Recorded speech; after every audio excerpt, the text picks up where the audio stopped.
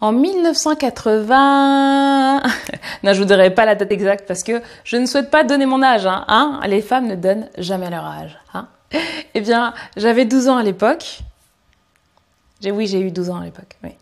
Donc, j'avais 12 ans à l'époque et je faisais mon premier concert devant 200 personnes. C'était juste incroyable. Le stade était plein. Enfin, le stade, c'était un gymnase. Le gymnase était plein. Et pour la première fois de ma vie, je mettais une robe. J'étais pas trop fan des robes à l'époque. J'étais même un peu garçon manqué.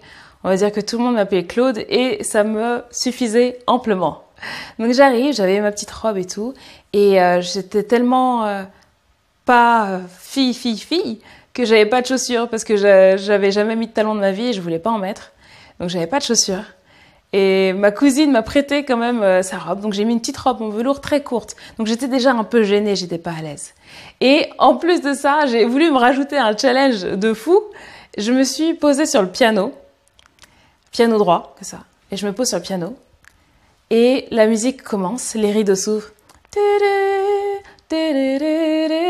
Et puis je commence à chanter. A few stolen moments is all that we share. Et là, je vois tout le monde qui me regarde et tout. Les gens étaient subjugués par mon truc. Moi, j'essaye de descendre tant bien que mal de mon piano. Hop, on voit ma culotte derrière. Bon, heureusement qu'il y avait derrière, personne derrière moi. Mais je peux vous dire qu'en termes de confiance en soi, c'était chaud. C'était vraiment chaud. Mais qu'est-ce qui m'a permis de garder le cap? Ce qui m'a permis de garder le cap, c'est le fait que j'avais travaillé avant.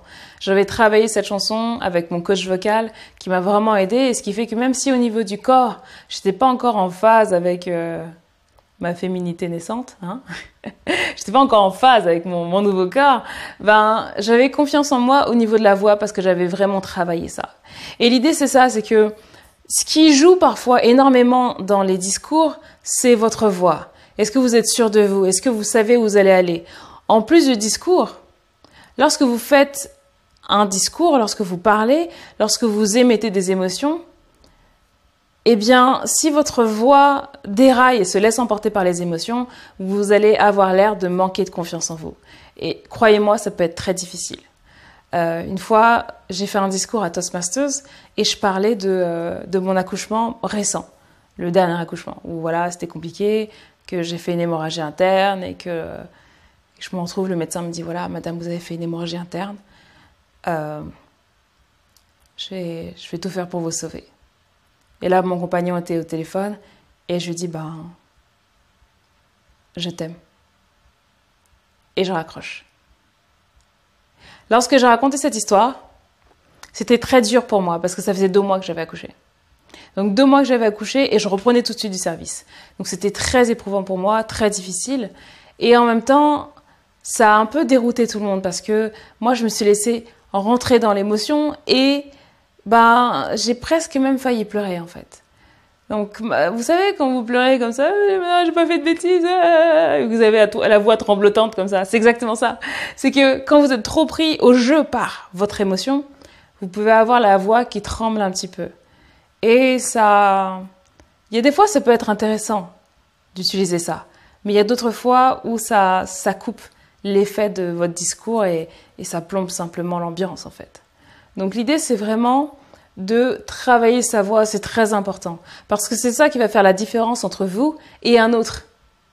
Et c'est ça aussi qui va faire la différence entre vous et un autre pendant tout un week-end où vous vous êtes mis à parler. Imaginez que vous êtes invité à une conférence, où vous devez faire une conférence. Pendant tout un week-end, vous avez une intervention de 20 minutes à faire et que vous avez tellement parlé dans le week-end, vous passez le dimanche à 16h. Imaginez simplement ça. Que vous allez parler pendant tout le week-end et que vous n'avez plus de voix. Ce serait un peu dommage.